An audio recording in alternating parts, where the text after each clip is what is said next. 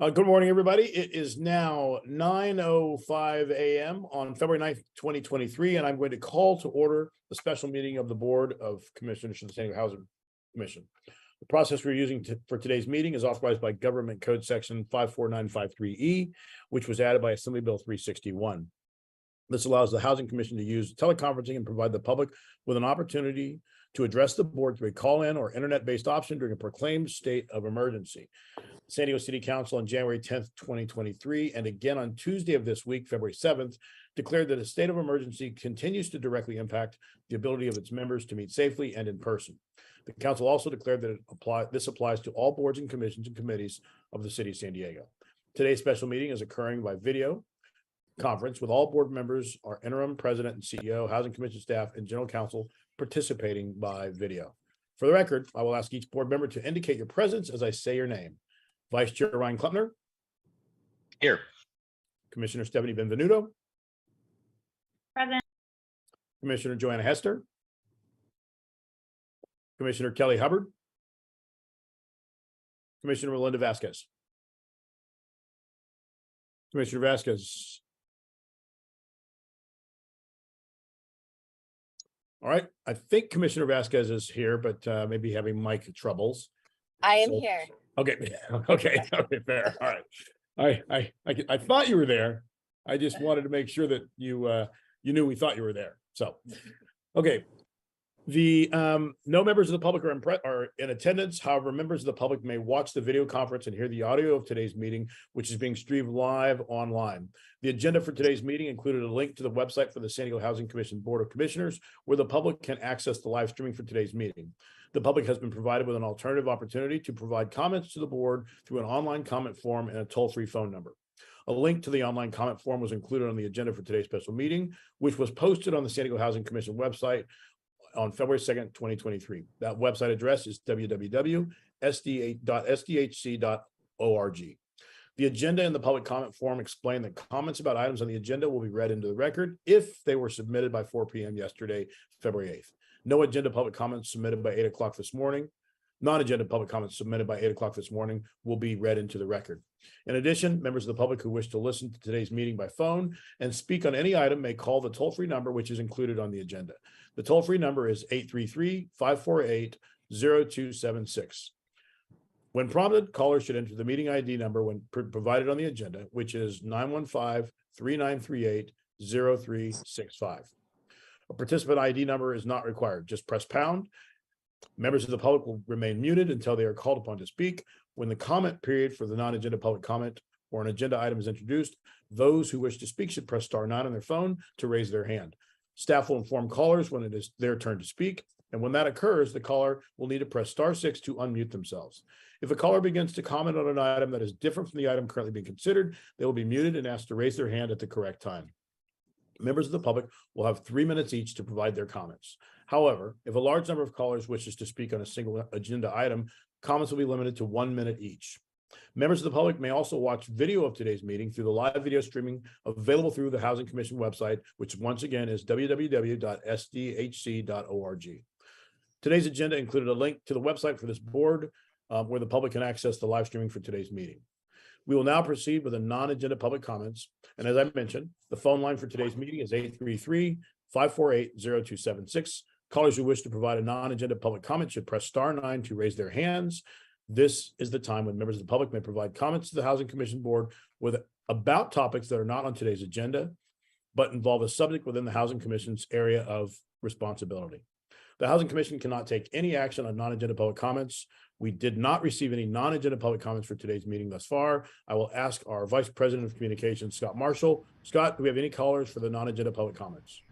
No, we do not have any hands raised for public comments. Thank you. Thank you very much, Scott. Now I'll ask the commissioners, do any of you wish to make any comments?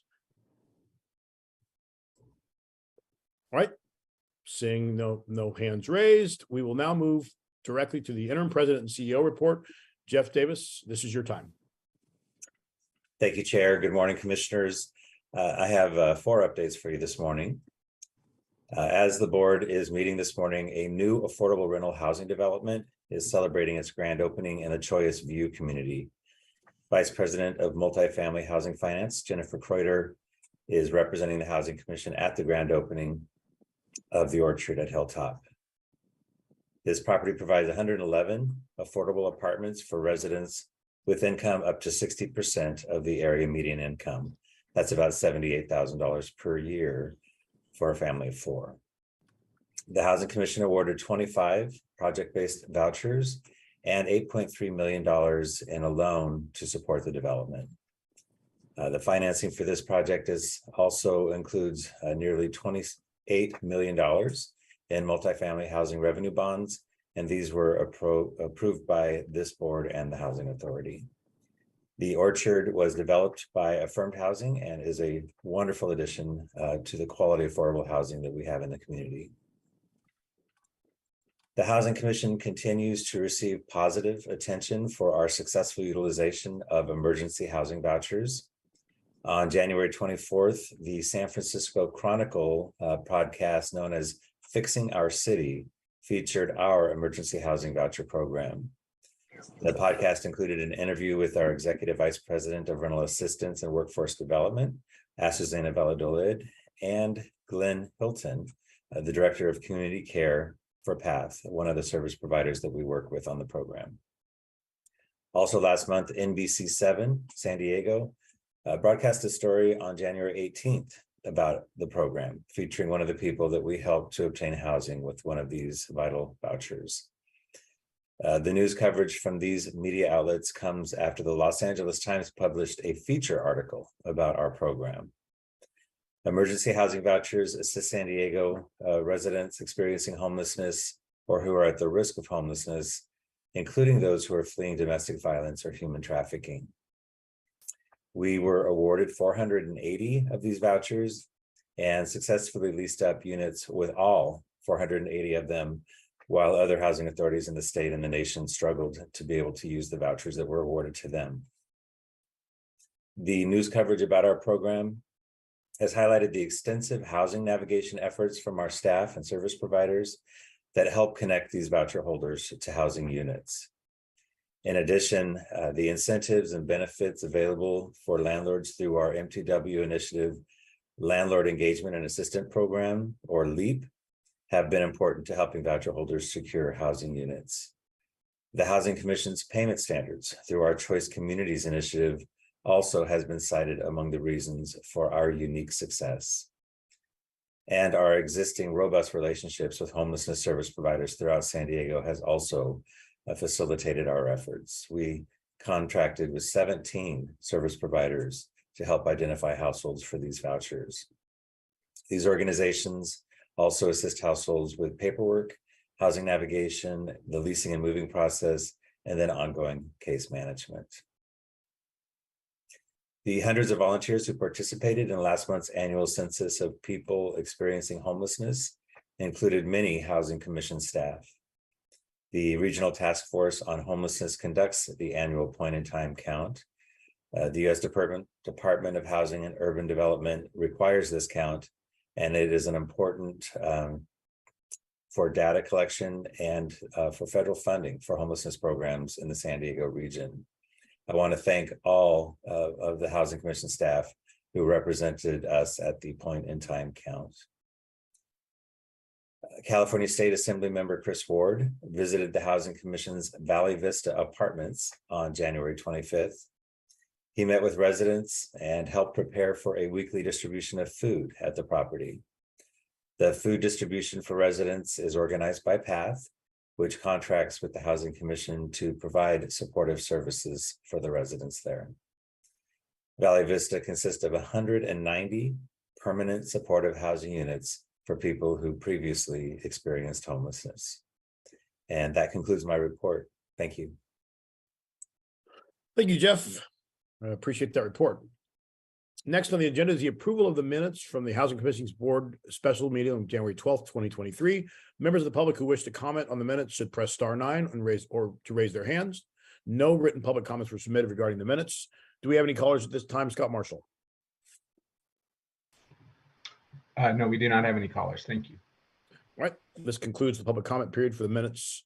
Commissioners, do you wish to make any changes to the minutes? And if not, do I have a motion? So moved. Second. Motion by Commissioner Benvenuto, second by Vice Chair Klumpner. For the record, I will ask each commissioner to say your vote on the motion when I state your name. Vice Chair Klumpner. Aye. Commissioner Benvenuto. Aye. Commissioner Hester. Commissioner Hubbard. Commissioner Vasquez. Aye.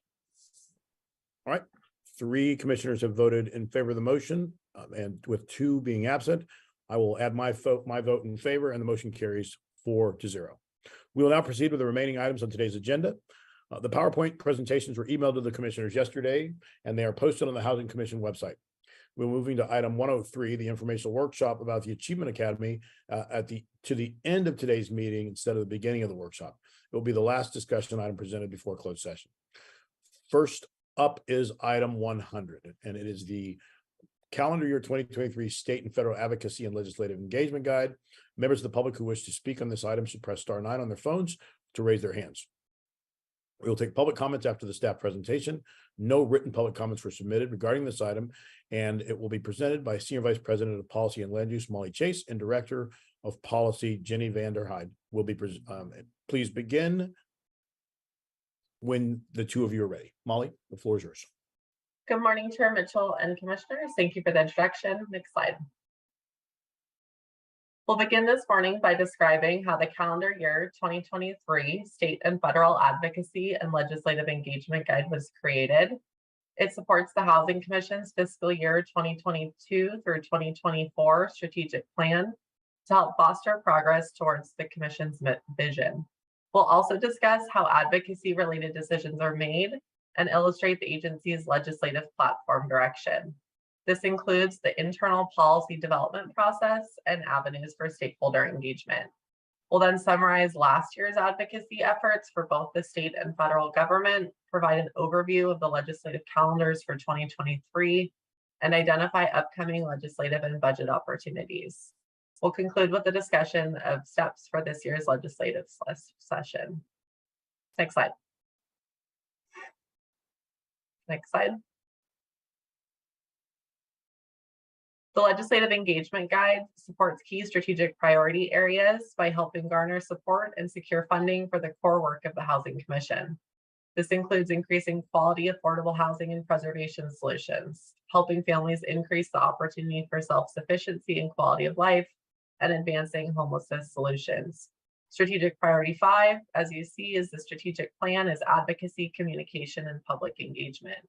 It includes establishing priority policy areas and a policy engagement guide to foster progress towards the Housing Commission's vision and secure additional public funding. Next slide. The Housing Commission's Policy Department monitors legislative and regulatory activities to identify issues and legislation that could affect the people served by the Housing Commission programs. We work across the agency to provide policy recommendations to address a variety of issues. The Housing Commission regularly engages with elected leaders and stakeholders in state and federal advocacy regarding legislation that could impact the individuals and families the Housing Commission's programs help. The Legislative Engagement Guide will provide a framework moving forward for policy engagement each calendar year. Next slide. To create the engagement guide, the policy team has outlined the development process to engage with Housing Commission departments and stakeholders in determining agency priorities. This process establishes guiding principles for legislative priorities and advocacy, which will then be brought to this board for consideration annually, as we are today. During the year, the Housing Commission policy team tracks and analyzes affordable housing and homelessness policy legislation at the state and federal level. We coordinate internally with Housing Commission departments regarding proposed legislation. We also engage with policymakers and many stakeholders, as well as coalitions on the federal and state level on pending regulations, legislation, and funding appropriations. Throughout the process, the Housing Commission policy team ensures leadership is well briefed on advocacy efforts. Next slide.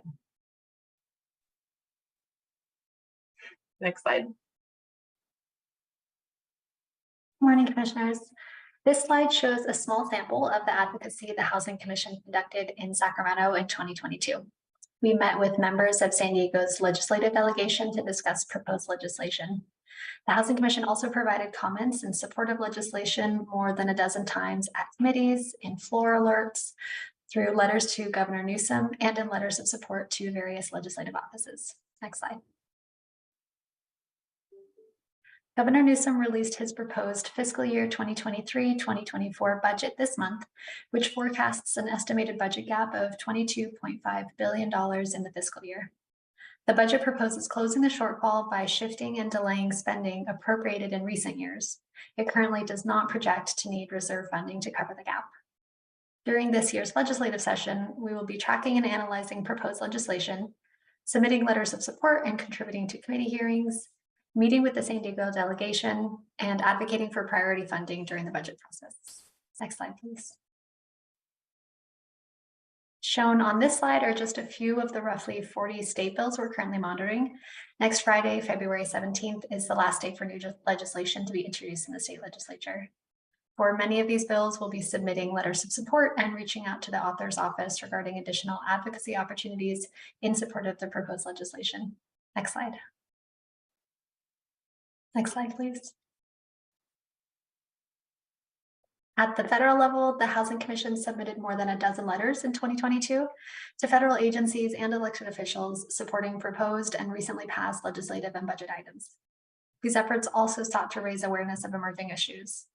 For example, we proposed a rental assistance program specifically designed for refugees and asylum seekers. This would help prevent homelessness among these new arrivals to the United States in communities like San Diego, where a homelessness crisis already exists. For the Affordable Housing Credit Improvement Act, HR 2573, Representative Sarah Jacobs joined as a co-sponsor after we shared with her office the Housing Commission's letter of support for the proposed legislation, which would expand and strengthen the low-income housing tax credit. Next slide. The federal fiscal year runs from October 1 to September 30. However, President Biden signed the fiscal year 2023 Omnibus Appropriations Bill on December 29, 2022, after protracted budget negotiations on Capitol Hill. Funding for the U.S. Department of Housing and Urban Development programs increased by $4.5 billion from fiscal year 2022 levels to $58.2 billion. This includes $130 million for new incremental housing vouchers that will assist an estimated 11,700 additional families.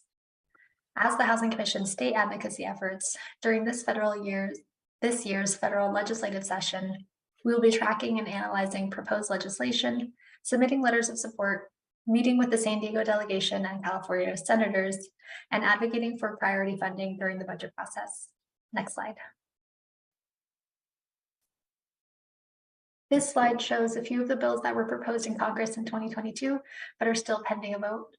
With the new makeup of the House and Senate, affordable housing industry advocates are revisiting existing legislative efforts. We'll review these and emerging legislation as they align with the Housing Commission's policy priorities for the year. Next slide. Next slide, please. With the board's approval, we'll track and analyze state and federal affordable housing and homelessness policy as identified by the priority areas outlined in the advocacy and legislative engagement guide. Throughout the year, the policy team will continue to coordinate with internal departments on proposed legislation and update leadership on advocacy efforts. Next slide. This morning, we are recommending that the board approve the calendar year 2023 state and federal advocacy and legislative engagement guide. Next slide. Thank you for your time this morning, and please let me know what questions you have for us. Wonderful. Thank you, Molly and Jenny. Excellent job. We will now take any public comments from callers on this item. Do we have any callers at this time, Scott Marshall? There are no callers. Thank you. All right, this concludes the public comment period for item 100. Commissioners, do any of you have any questions or comments about this item? I will jump in. Sorry, I should have raised my hand. I wanted to thank Molly and Jenny and of course you, Chair, and the rest of the leadership here at the Housing Commission for putting this together. I think that one of the things the Commission has done very well is implement and create policy ideas, but not necessarily been the pointy end of any legislative or policy spheres. And being able to do that is really great because the expertise here is very focused. It is so specific to housing, homelessness, and the social social safety net that we have to keep healthy and robust. But we often defer over to the city and the county and other partners to do a lot of this policy work and kind of leave our expertise hanging. So having this in a formalized document is wonderful. I love that there's flexibility here too, which really reflects another thing the chamber does, or the chamber. I have a long day. Another thing that the commission does really well,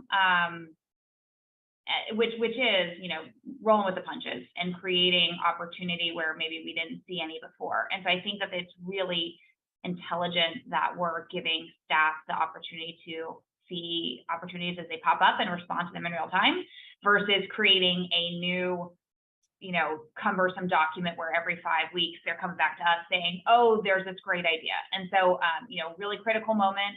Glad to see this. I think that the state, the feds, and the various regulatory bodies that are encompassed in both of those levels of government will really benefit from hearing from the experts at the commission. So thank you both. Great presentation. Thank you, Commissioner Benvenuto. Commissioner Vasquez. Hi, yes, I just wanted to thank staff for putting this together. This is definitely gonna take a deeper look at what the loopholes are with affordable housing and making sure that when the state or when a county or even a city passes ordinances, that we understand how it's going to affect our overall goal of increasing affordable housing units. So thank you for your guys' work, and thank you for briefing me on this information. And I am in support of this, of passing this motion. Thank you, Commissioner Vasquez. Any further comments? I will add the one final statement. One of the things that I want to highlight is that this team that sits atop the commission is fantastic to work with. And one of the things I realized when I joined the commission is that there was a lot of conversation about the things that the commission was doing well. And there was a lot of conversation about the things that needed to happen. And we all know that we live in a world where policy is sometimes made by people who don't have all the insight that people on the ground have, and the people who do it day to day. But policy is what drives, you know, our forward progress at times. And so I think that when we had the conversation about making this a formal part of our structure, having an agenda, as Commissioner Benvenuto mentioned, having an agenda that drives our focus and our push for better policy and our ability to take ideas and make them a reality and allow us to be even better at what you do every day, that's the right approach, and it's a necessary approach. I think something that Jeff Davis said in his opening report, the commission is being recognized for being a proactive, effective organization as it relates to especially the topic of vouchers and homelessness and housing. And I think that it's one thing to be recognized now by the New York Times, the LA Times, and in Sacramento, where they're beginning to say, well, we're learning more about what you do, and they're now asking questions, and they're asking us to be a thought leader, a thought provoker, and I think that that's a wonderful position to be in. I know that this team will continue to do those things that create real change and positive change and forward progress, and so I'm excited to have this platform in place so that you are invited into policy discussions and decisions when they're being planned, and that you can have your fingerprints on the final product, and we can continue to shine as an organization here in San Diego, and and develop best practices for others to consider. So I want to say again, Molly, Jenny, and the team, thank you very much for pulling this together. And with that, I will ask if there is a motion and a second on this item. So moved. Motion by Vice Chair Klumpner. Second. Second by Commissioner Benvenuto. All right. We have a motion and a second. And as I say your name, please state your vote on the motion. Vice Chair Klumpner. Aye. Commissioner Benvenuto. Aye. Commissioner Hester. Commissioner Hubbard. Commissioner Vasquez. Aye. All right, there are 3 votes in favor of the motion. I will add my vote in favor. The motion carries 4-0. We will now move on to item 101, which is next on the agenda, and that is the Cortell Hills Apartment Revised Final Bond Authorization. Members of the public who wish to speak on this item should press *9 on their phones to raise their hands. We will take public comments after the staff presentation. No written public comments were submitted regarding this item. And we will now turn to Senior Vice President of Housing, Finance, and Property Management, Colin Miller, who will be presenting on this item. Colin, the floor is yours. Thank you. Good morning, Chair Mitchell and Commissioners. The item before you today is a request to authorize an increase of the previously authorized maximum amount of tax-exempt multifamily housing revenue bonds by 10% from the originally authorized $19,350,000 to $21,235,500 to fund the Beach Street Housing Associates LP's acquisition and new construction of the Cortez Hill Apartments. Next slide, please. The development will be an 88-unit project made up of 87 affordable units and 1 unrestricted manager unit. The building will be located at 915 Beach Street in the Cortez Hill neighborhood in Council District 3. The proposed 87 affordable units will be a mix of 1- and 2-bedroom apartments. 14 of the units will be set aside for households experiencing homelessness, while the remaining 73 will be for households with incomes from 30 to 40% of area median income that are selected from the San Diego Housing Commission's project-based housing voucher waiting list, and all units will be restricted for 55 years. Additionally, these units will be supported by a previously board-approved $5 million loan from the Housing Commission and an award of 87 federal project-based vouchers also from the Housing Commission. The execution of the agreement to enter into Housing Assistance Payments, or AHAP, is contingent upon HUD approval. The developer and the Housing Commission are seeking a waiver from HUD to allow the Housing Commission to sign an AHAP for the 87 project-based vouchers, as regulations would otherwise prevent this because the developer commenced demolition prior to the execution of the AHAP. Should the initial waiver not be obtained, Commission staff will pursue a second waiver option. If HUD were to disallow the issuance of project-based vouchers, the project may be adversely impacted. The Housing Commission and CHW expect to receive notification from HUD regarding the status of the approval in late February. The site is located in a transit priority area with the closest trolley station, the 5th Avenue station, located approximately 1/2 mile from the site, while the closest bus stop is approximately 0.2 miles from the site. Next slide, please. As noted earlier, the developer has requested that the Housing Commission approve a 10% increase of the tax-exempt multifamily housing revenue bond allocation. The California Debt Limit Allocation Committee, CDLAC, has allowed developers across the state to request this increase with no penalty or additional approvals required from CDLAC. The proposed increase of $1,930,500 in tax-exempt bonds would aid the developer in covering increased construction costs and substantial increases in construction and permanent loan interest rates. If approved, the developer will generate nearly $1.7 million in additional LIHTC equity from these tax-exempt bonds that they would otherwise not be able to generate from the taxable bonds. They are also proposing to reduce the amount of taxable bonds by a commensurate amount. This increase in the amount of tax-exempt bonds does not trigger the need for a new Tax Equity and Fiscal Responsibility Act hearing or approval, as the increase is no more than 10% of the original $19,305,000 in tax-exempt bonds per TEFRA regulations. Next slide, please.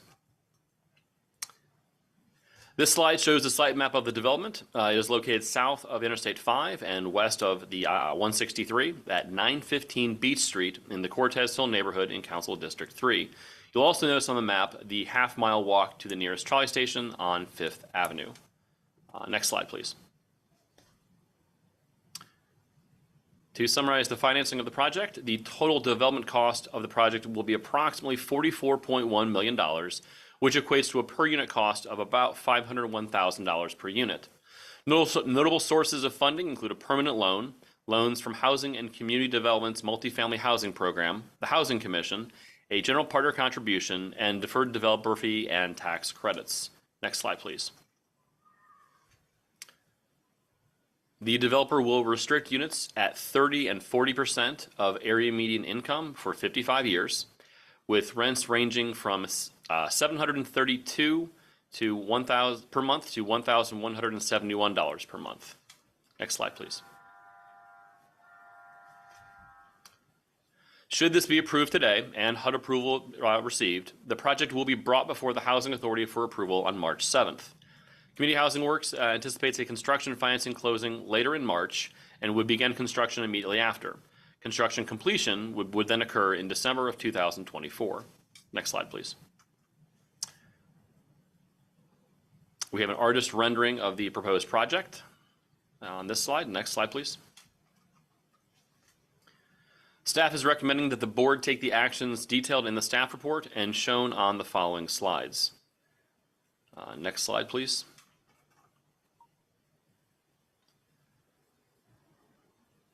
Next slide.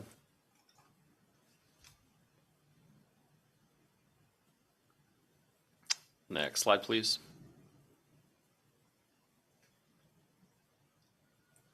And next slide. This concludes the presentation. I, along with representatives from the developer, are happy to answer any questions you may have. Thank you.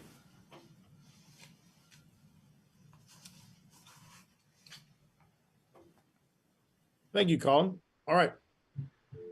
Do we have any public comment for this? I'm sorry, I apologize. I lost my plane and I actually hit this button here. That concludes the report from Colin, and we are now asking for public comments. Scott Marshall, do we have any public comments on this item? We do not. Thank you. Okay, this concludes public comment period for item 101. Commissioners, do we have any questions on this item? All right. Seeing none, then do we have a motion? I'm happy to make a motion, and I just want to thank staff for walking me and the chair and anybody else that had questions on this kind of complex situation through the nuances of obscure HUD regulations that I didn't really expect to have to wrap my mind around. And props to all of you who are experts in this subject area and day in and day out and interpret these things and work through them and apply for waivers and all the other things that go into this complex subject. Obviously, I think we all want to see permanent supportive housing on the site as soon as possible. So with that, I'd be happy to make a motion. All right. We have a motion by Vice Chair Klumner. Is there a second? Melinda Vasquez seconds. There's a second by Commissioner Vasquez. All right. So we have a motion and a second, and I will echo what Vice Chair Klumner said. This has been an interesting project to watch. Give staff all the kudos in the world on how they're handling it. So, all right. We now have a motion and a second. As I state your name, as I call your name, please state your vote on the motion. Vice Chair Klumner. Aye. Commissioner Benvenuto. Aye. Commissioner Hester. Commissioner Hubbard. Commissioner Vasquez.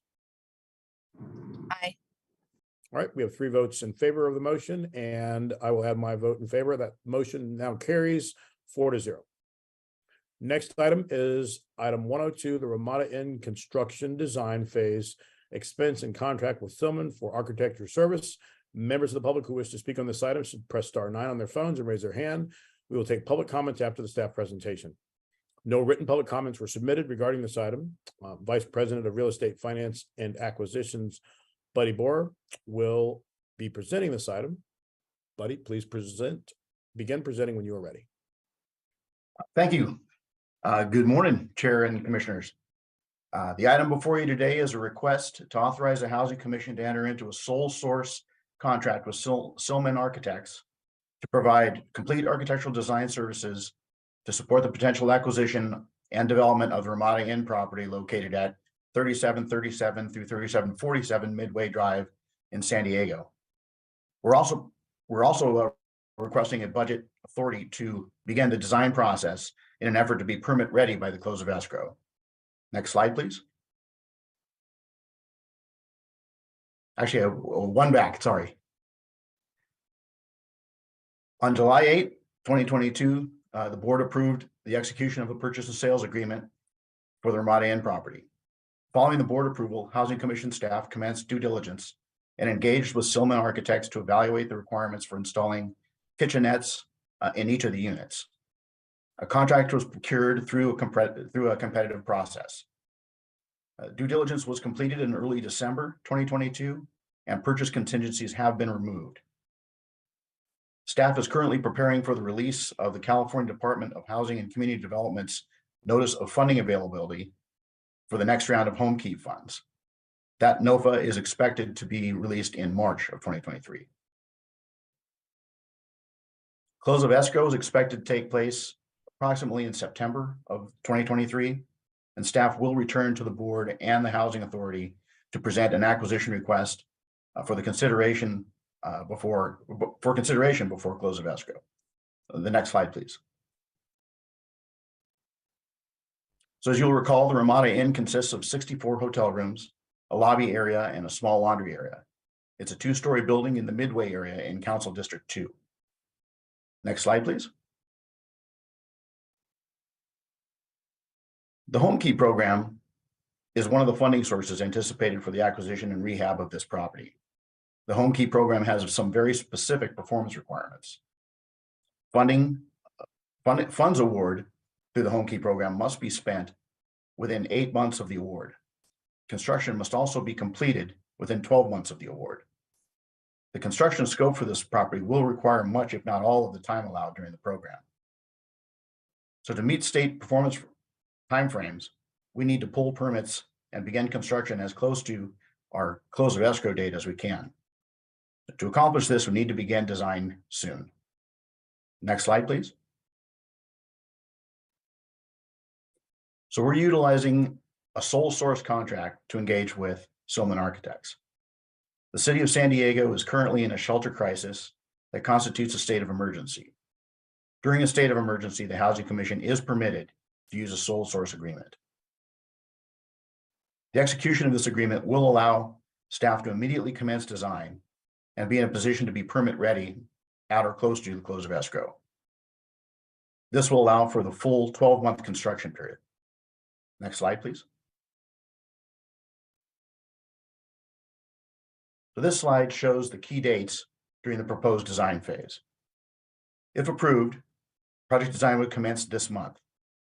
We anticipate applying for Home Key funds in April with a potential award of Home Key funding in June or July of this year.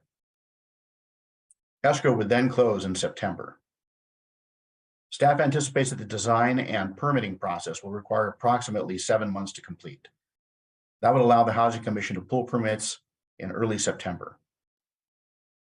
The estimated 12-month construction phase will expedite the timing to lease the units to people experiencing homelessness. Next slide, please.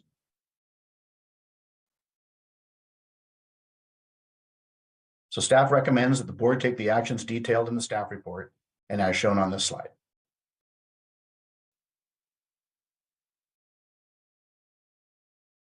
Next slide, please. So this concludes staff's presentation, and we are happy to answer any questions you have. Okay, thank you very much, buddy. We'll now take any public comments from callers on this item. Scott Marshall, do we have any public callers? We do not have any callers. Thank you. All right, this concludes the public comment period for item 102. Commissioners, do you have any comments or questions about the item? Commissioner Vasquez. Thank you, Chair Mitchell.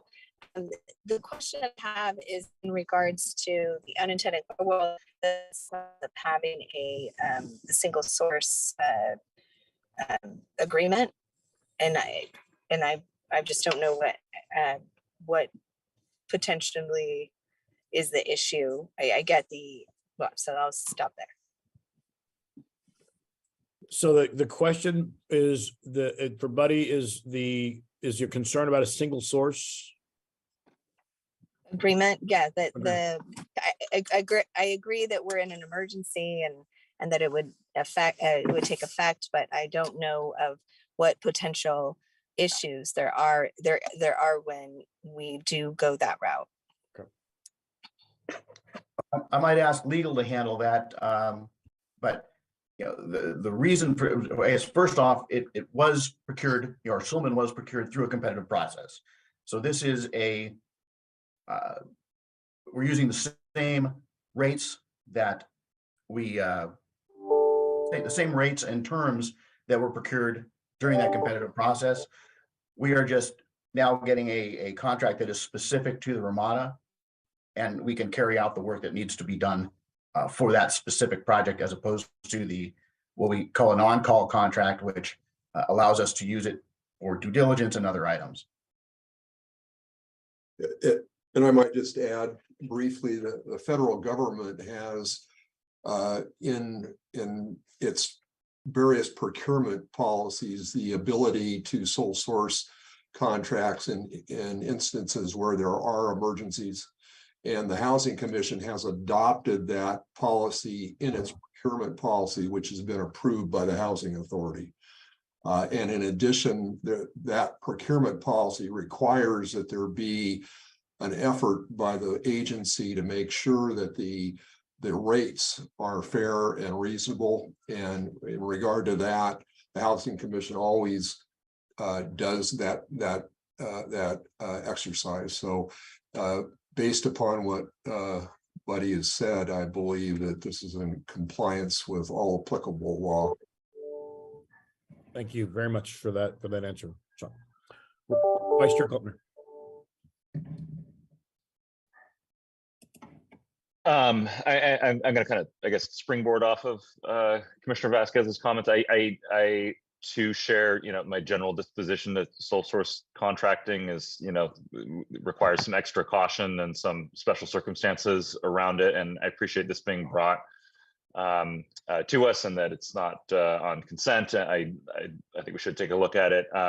That being said, everything staff is saying here makes a lot of sense. I appreciate that that this firm was obtained via a competitive process, if not for this specific site, and that those terms are being carried over onto this site. So, I think that gives us some reason to be assured that we're going to be getting the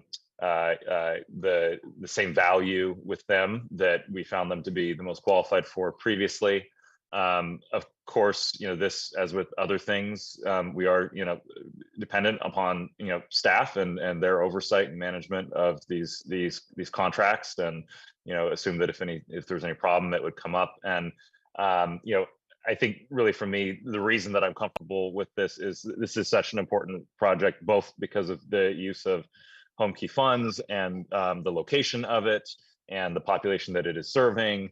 And so, I think what makes me, ultimately very comfortable with this, in addition to, how we came into selecting this firm originally, is the fact that I just can't imagine that a competitive process would bring enough potential value even to offset the delays it would cause in moving people into these homes. So certainly we don't want to rush anything and cut any corners, but it seems like staff has been very diligent about making sure that while we are doing this expeditiously and quickly, that we're doing it with as much competition as we can, and as much protection to public funds that are involved here. So I appreciate all that work. And again, I think we're kind of the same mindset that our nobody here is this isn't the standard way that we're going to do these things, but in the case of a project like this, where we're choosing between potentially delaying when people become housed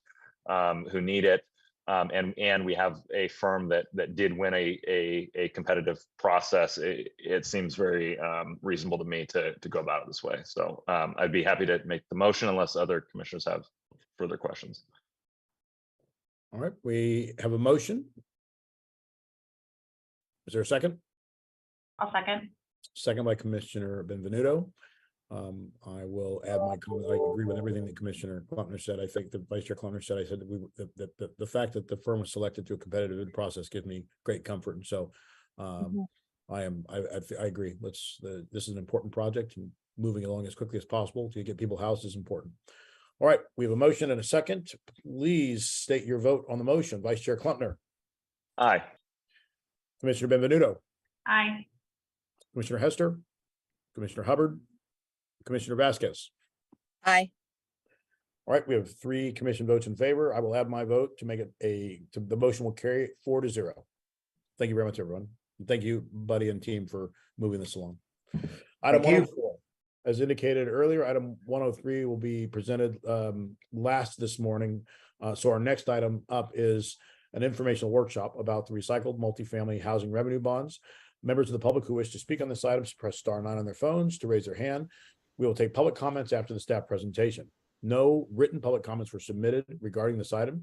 And the Senior Vice President of Housing, Finance, and Property Management, Colin Miller, will once again be presenting this item. And Colin, I will say that this is always an interesting conversation. It's one that the Vice Chair Klutmer and I believe is an important conversation. And so your job is to make it easy to understand and absorb. And so we all walk out of here experts on recycling multifamily housing revenue bonds. Thank you, Chair Mitchell. I will do my best. They're definitely a complicated program. Yes. Well, good morning again. This workshop details the recycled bond program and provides updates regarding projects that have benefited from this innovative financing program. Next slide, please. The tax-exempt multifamily housing revenue bonds are also called private activity bonds, and they have been an essential resource to finance the creation and preservation of affordable housing for more than 30 years. The 1986 Federal Tax Reform Act imposed a limit on the amount of private activity bonds that can be issued in a state each year. This limit is determined by a state's population multiplied by a specific dollar amount. In 2023, the state volume cap for California is approximately 4.6 billion of available private activity bonds. This is up from 4.1 in the previous year. Then again, apologize for the slide. These numbers just came out from last year's 4.1. We just updated to 4.6. These bonds are used for a number of public benefit programs, including multifamily affordable housing, industrial development, exempt facilities like the Carlsbad desalination plant, as well as solid waste disposal and recycling facilities, public and secondary schools, just to name a few uses. In California, the California Debt Limit Allocation Committee, or CDLAC, was established to administer the allocation of this bond ceiling or cap and to make certain that the total amount of private activity bonds issued does not exceed the limits established under federal law. Starting in 2020, the bond allocation process became competitive as a result of the demand for tax-exempt bonds exceeding the annual supply. So what was once a readily available source of funding has become extremely competitive, and the production of affordable housing across the state has slowed as a result. So to help address this issue, San Diego, the California Housing Finance Agency, the City of San Diego, and the San Diego Housing Commission entered into an MOU that this board approved back in September of 2021 and the Housing Authority in October of 21 to participate in a bond recycling program. Next slide, please. Now, traditionally, an affordable housing development would pay the majority of the tax-exempt bonds allocated to it when the construction of the project was completed and the property converted to its permanent financing. At this point, the bonds that were paid off would be retired and would not be able to be used again. However, with a bond recycling program in place, those same bonds can be reused for another affordable housing development and reduce the amount of new tax-exempt bonds it needs to be financially feasible. Recycled tax-exempt bonds provide the same financial benefit to a developer that new tax-exempt bonds would, with only a few minor differences, which I will discuss on the next slide. Overall, a bond recycling program can help reduce the demand on the annual allocation statewide by reducing the amount of new tax-exempt bonds that development needs. As a result of the available new tax-exempt bonds being oversubscribed, CDLAC amended the regulations to allow developers that propose to use recycled bonds as part of their financing to score additional points, making their applications score higher and therefore be more competitive. As I mentioned earlier, bonds can be recycled into a new project. However, the recycled bonds do not generate tax credits, which are another limited source of funding for affordable housing. You heard me mention in the last presentation that the increase in tax-exempt bonds, new tax-exempt bonds for the Cortez Hill project will result in approximately 1.7 million of tax credit equity. So recycled bonds do not generate that tax credit equity. However, they still have several benefits. When they are recycled against, when they are recycled from previous developments, they do not count against the annual bond cap. This can be a way for projects to request smaller allocations of new bonds, which is important because projects that request smaller allocations may be more competitive as the current bond cap is oversubscribed. If the project requests less new bond cap, more affordable housing deals may get funded across the state. Additionally, 80/20 projects could also use recycled bonds as part of their financing and therefore not need to apply for as many of the new CDLAC issued bonds. Now, 80/20 projects are 80% market rate and 20% affordable, but use a large amount of tax-exempt bonds to pay for the construction of the entire development. 80/20 just being a shorthand term for housing projects So usually it's 80% of the units that are market rate and 20% are reserved for families or individuals at or below 50% of area median income. To make these deals financially feasible, they're usually over 100 units. So they're large projects with large bond requirements. By using recycled bonds, they can reduce the bond request for these deals. Lastly, there is a potential for recycled bonds to be paired with soft sources to create an alternative to bonded 4% financing to create affordable housing. Without this recycled bond program, these tax-exempt bonds would have continued to be lost. The MOU gives the Housing Commission the ability to recycle bonds from projects in San Diego back into new projects in San Diego. If we do not have a need for them, we can give our recycled bonds to CalHFA so they can be used elsewhere in the state, helping to address the housing crisis both here and statewide. Next slide, please. With that long-winded overview of bonds and how recycled bonds are proposed to be used, there are rules and regulations that govern recycled bonds. The financing rules of recycled bonds share some similarities and have a few differences from the tax-exempt multifamily housing revenue bonds that you've heard staff present in previous meetings. Both new tax-exempt and recycled tax-exempt bonds require a Tax Equity and Fiscal Responsibility Act, or TEFRA, hearing and public notice. They have the same income affordability requirements and must be used for multifamily affordable housing. They differ in that recycled bonds do not generate low-income housing tax credit equity, cannot be re-recycled, and must be used for development within 6 months of the initial repayment. Further, while the Housing Authority issues new tax-exempt bonds, CalHFA is the issuer of recycled bonds. This is due to their access to capital that we do not have access to at this point in time, and I will explain that later. It's also as well as their technical expertise in issuing recycled bonds. So, as promised, when this was originally presented for approval in 2021, we will be sharing the results of the past year's bond recycling. Next slide, please. So this depicts how the funds and bonds flow. And to get a little more detailed, CalHFA has a large capital investment from Apple. And he's using a portion of that multi-million-dollar investment to purchase and reissue the recycled bonds. Funding from Apple is the main reason this structure is financially feasible. This structure, and as part of our MOU with CalHFA, allows us to preserve what has become an extremely scarce financing resource. So with that overview and these rules in mind, I'm hoping this graphic breaks down the process. What I'd like to do is go to the next slide.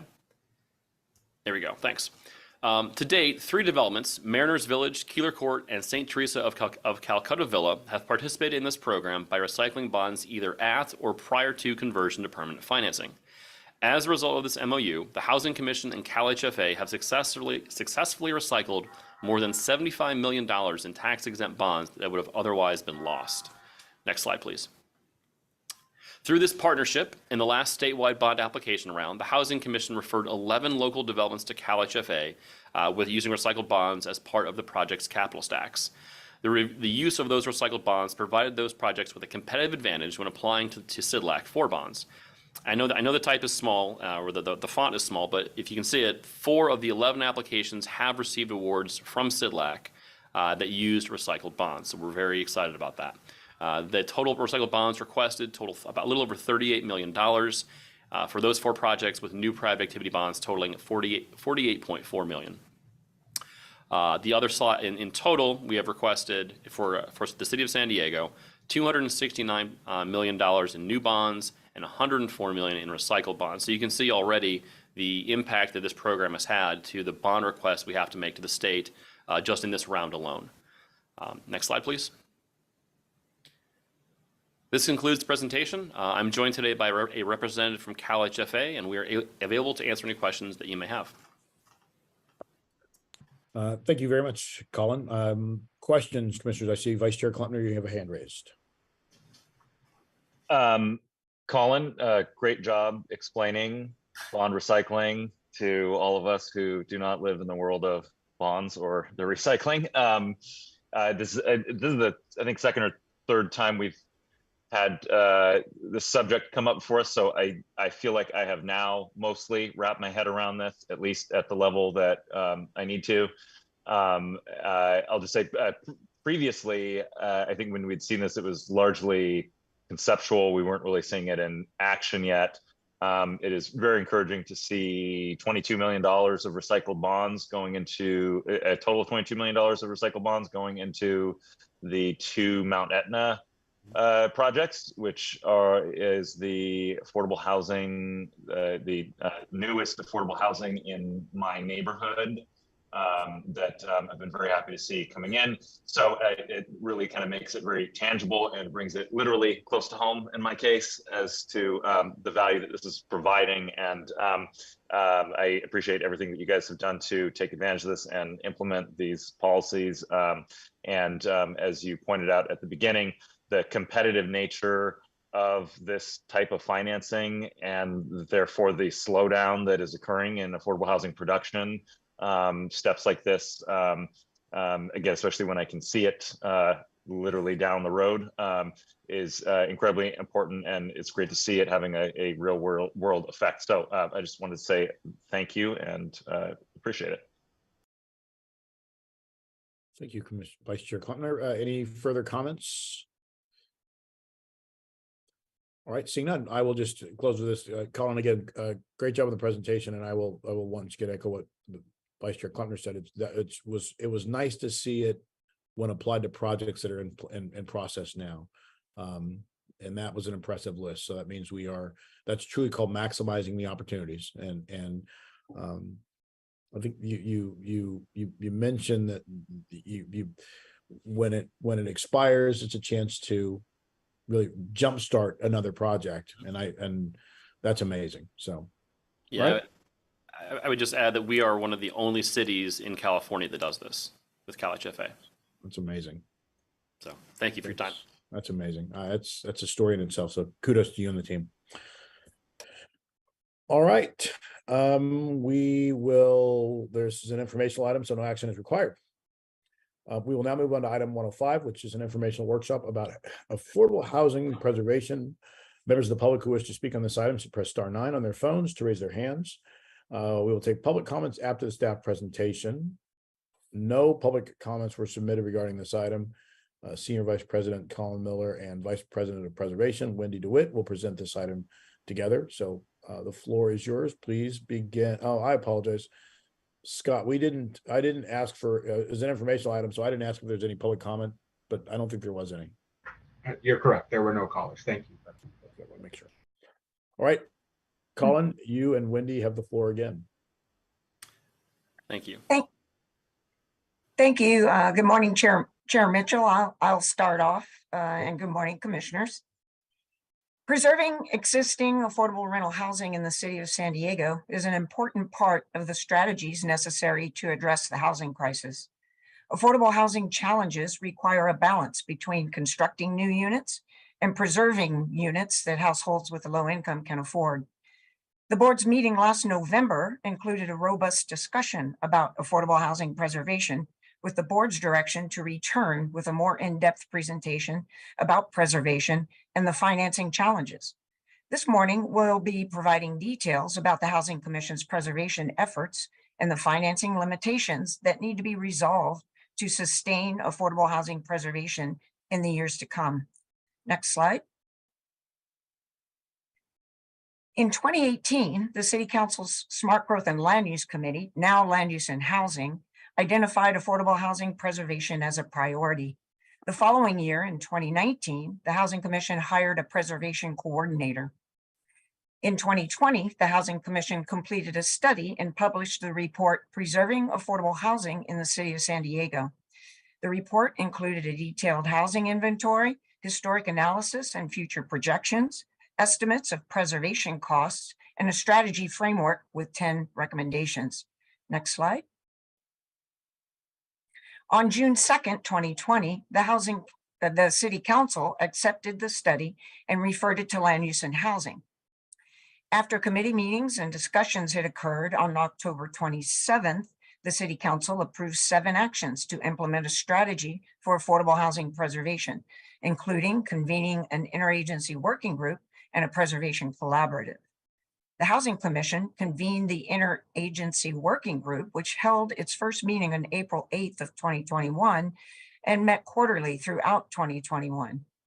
On February 4, this board approved the nomination categories and representative organizations to serve on the first Preservation Collaborative Stakeholder Group. This group is ongoing and meets quarterly. Next slide. The Affordable Housing Preservation Study helped us define some key terms for understanding preservation. First, preservation is any action that extends the deed restricted status of an affordable rental housing unit or converts an unrestricted, naturally occurring affordable housing unit to a deed restricted unit to ensure affordability remains in place.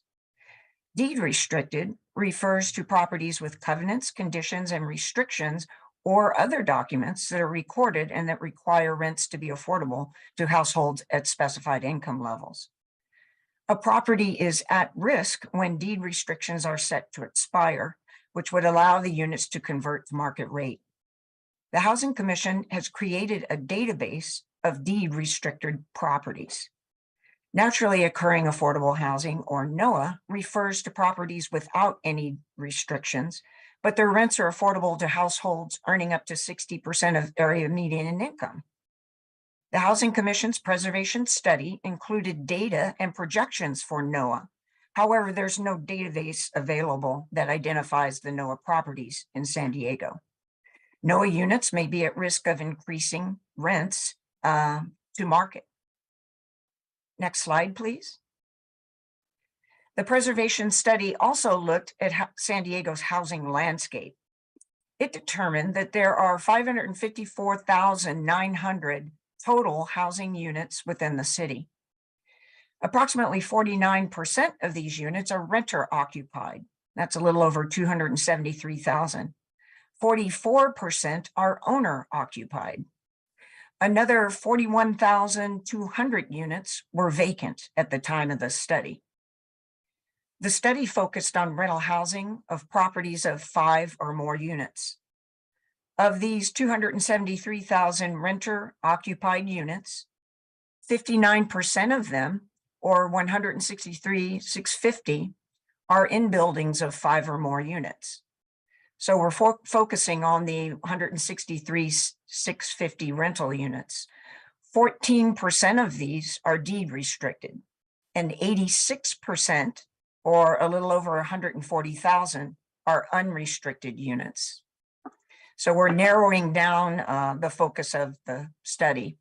Among these unrestricted units, 67% had rents for households with incomes above 60% of area median income. But approximately 1/3 of the city's unrestricted rental units in buildings with 5 or more units were renting at amounts affordable to households at 60% of area median income or less. So that means approximately 47,850 units are NOAH units within the city. Next slide. This slide shows a map from the study that provides you with a visual idea of where the deed restricted units are located. And next slide.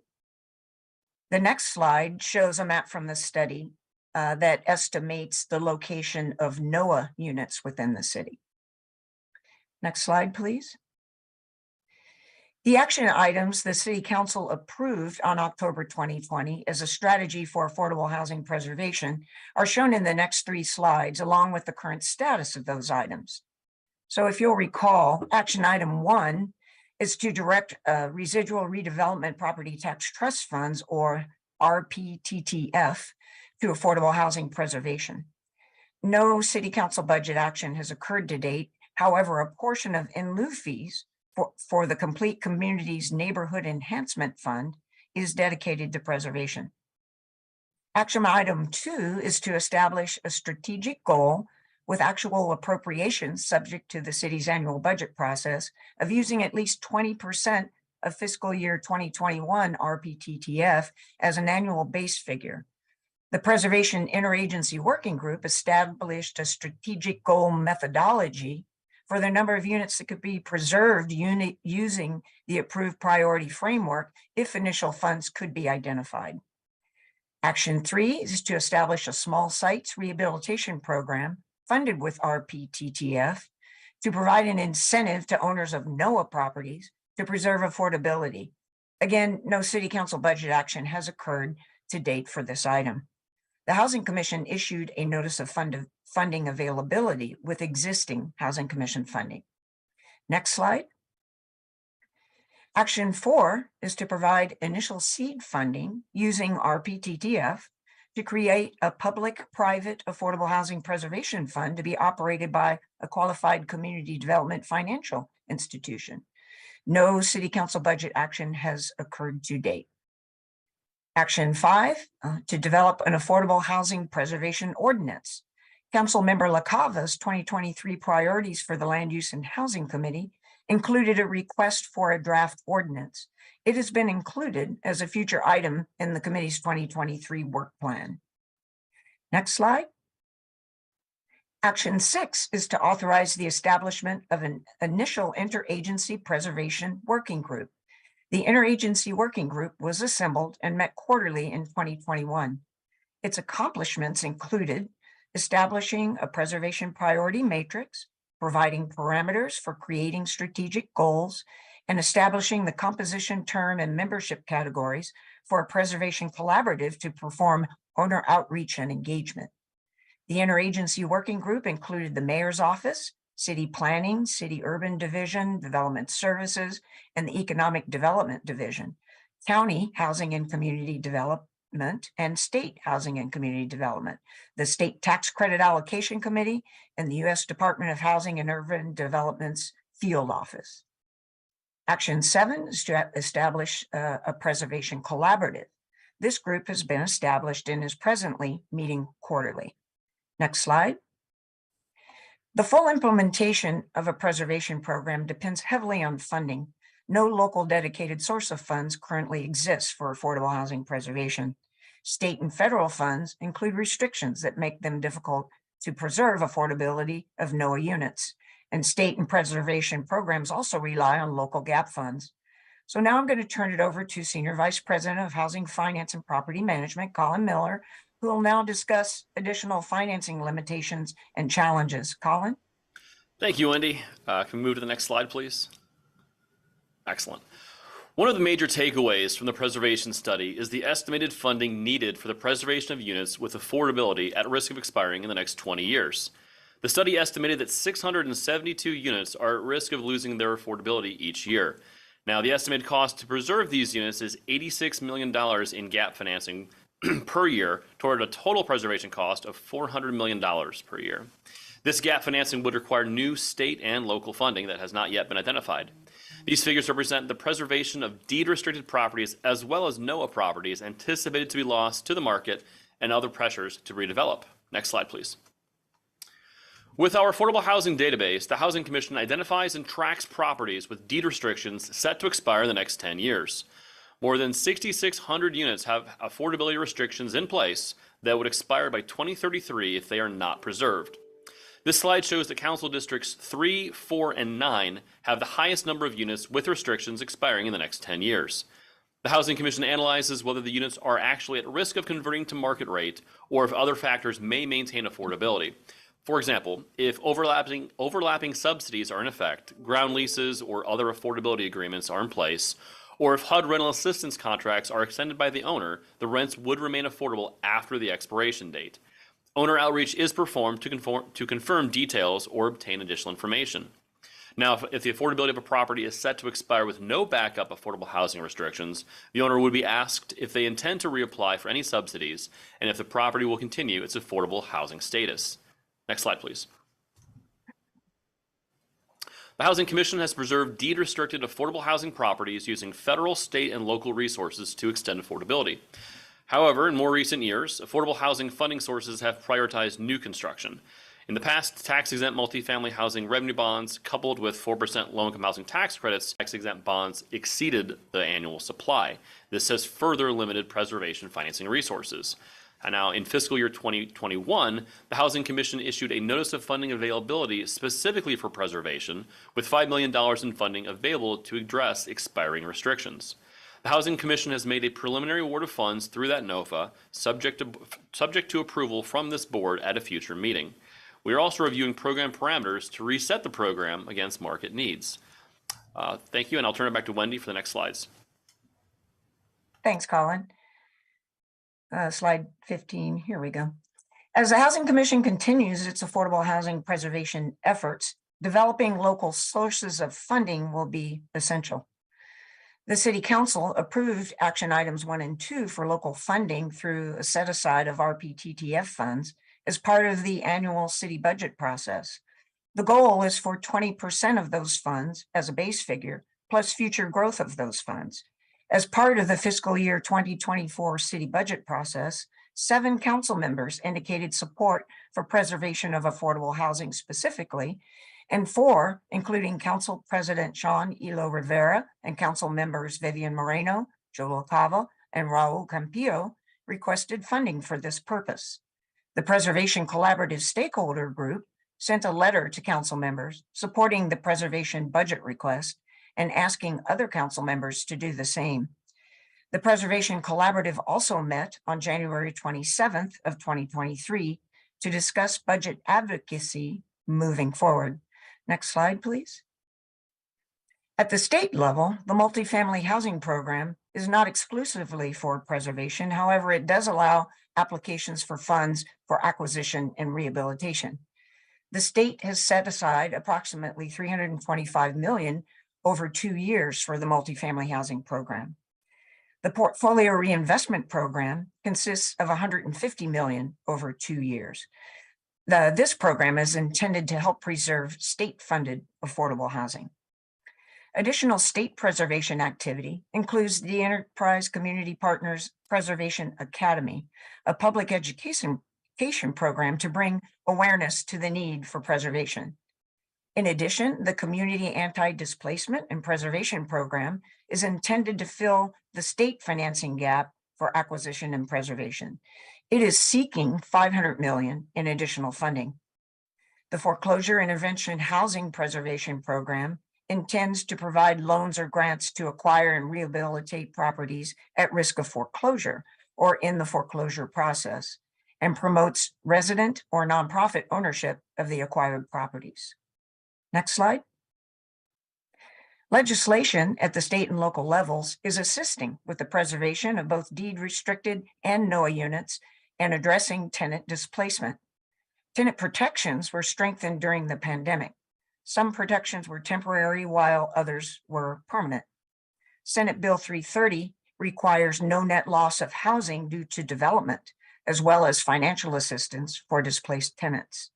Assembly Bill 1486 amended the Surplus Land Act and requires notification to housing sponsors of the availability of surplus land for affordable housing. State preservation noticing law was amended to require a 3-year notice of expiring affordability restrictions for a better opportunity for preservation, in addition to a 1-year and 6-month notice to tenants, the state, and affected local government entities. Next slide. State requirements that are reflected in local affordable housing programs include density bonus, inclusionary housing, complete communities, and the single room occupancy hotel ordinance. They have requirements for replacement housing, as well as tenant relocation financial assistance. In addition, the state's Tenant Protection Act of 2019, Assembly Bill 1482, requires landlords to have just cause to terminate a tenancy and caps annual rent increases to 5% plus local consumer price index, or a maximum of 10% total, whichever is greater. San Diego's tenants' right to know regulations mirror the state's just cause eviction protections. The proposed preservation ordinance for San Diego would require that owners of deed-restricted affordable housing who wish to sell their properties provide a notice of intent to sell to the city, the Housing Commission, and qualified nonprofit affordable housing developers.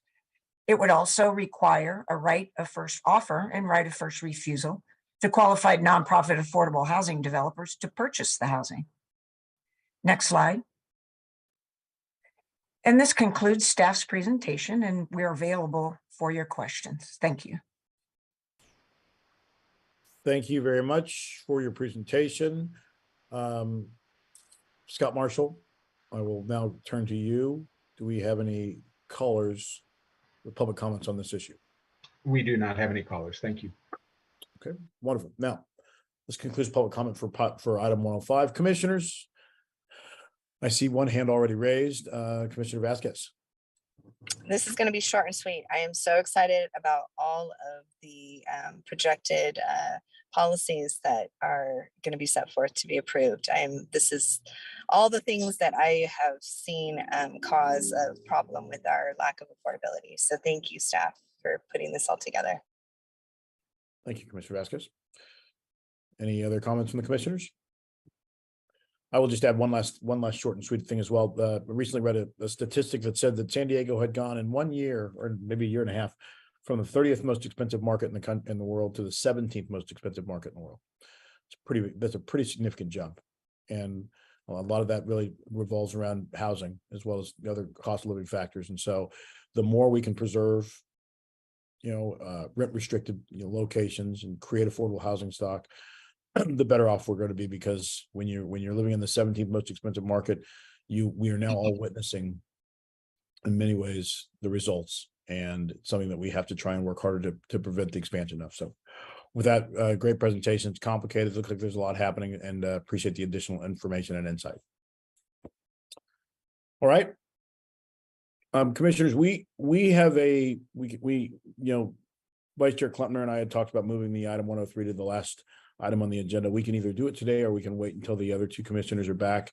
I think it's important to look at the achievements of the Commission's Achievement Academy, but I'm going to leave that up to you. I must depart in a few minutes, and Vice Chair Klempner will have the wheel, but we will leave it up to you as to whether you guys want to hear this one now or move it to the next agenda. It is informational, but I do think it's a vital information. So, any thoughts?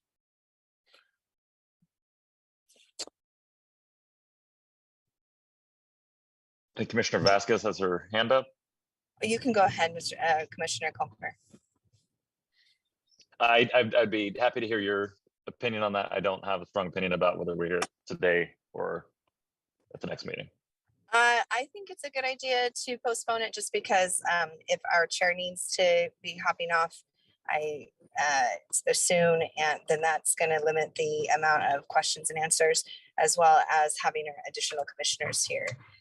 If he feels that it's that important to postpone, so I would be in favor of postponing this item. That works for me, and I think I saw Commissioner Benvenuto nodding as well. So let's postpone that one to when we have more commissioners available, because it is an important item.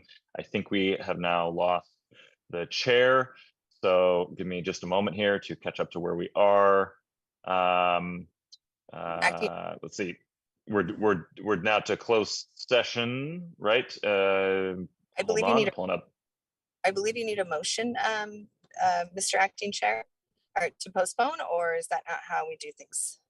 It's an info item. Staff, do we need a motion to postpone it, or because it requires no action, do we just postpone it? We've never had a motion to postpone a workshop before, so I assume that means we don't need one. Chuck? Yeah, that's right. You can do either, but it's certainly fine just by the chair to move it, continue it to a different meeting. So I don't think you have. Well, for our record here, without a motion, all commissioners who are present would like to move it to the next meeting. So with that said, thank you, staff, for the last presentation. The board will be meeting in closed session this morning. Members of the public who wish to speak on the items on the closed session agenda should press *9 on their phones to raise their hand. The written public comments were submitted. No written public comments were submitted for today's closed session. Mr. Christensen, will you please announce the closed session agenda for this morning? Yes, thank you, Mr. Vice Chair. The San Diego Housing Commission will convene in closed session to discuss its closed session agenda, which is comprised of Roman numeral 4A, which is conference with real property negotiators, and Roman numeral 4B, which is conference with legal counsel concerning existing litigation, which is Nation Star Mortgage LLC versus the Housing Authority of the City of San Diego. Thank you. We will now take any public comments from callers about the closed session agenda. Scott, do we have any callers at this time? We do not have any callers. Thank you. And I assume we've provided enough time for that. This concludes the public comment period for closed session. After the closed session, the board will reconvene in open session, and General Counsel Chuck Christensen will announce actions taken during the closed session. Vice Chair, we still have a few people on that need to log off.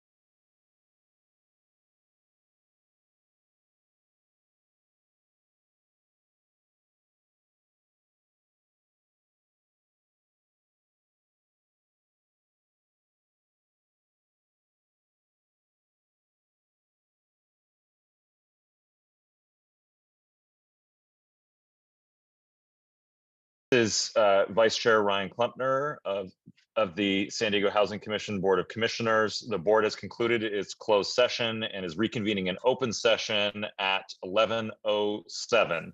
Housing Commission General Counsel Chuck Christensen will now announce actions the board took in closed session. Thank you, Mr. Vice Chair. I appreciate that. The Housing Commission met in closed session concerning Roman numeral 4A and gave direction to the Housing Commission staff by a vote of 3-0 with Vice Chair Klumpner, Commissioner Vasquez, and Commissioner Benvenuto voting for that direction. The board also met in closed session to discuss item Roman numeral 4, which is the lawsuit of Nation Star Mortgage LLC versus the Housing Authority of the City of San Diego. And that matter was informational only. That concludes the matters that were discussed in closed session. Thank you. This concludes the board's special meeting today. The meeting is adjourned at 11:08 a.m. Thank you all for participating today. Thank you. Thank you. Have a great day. Thank you, You Vice too. Chairs.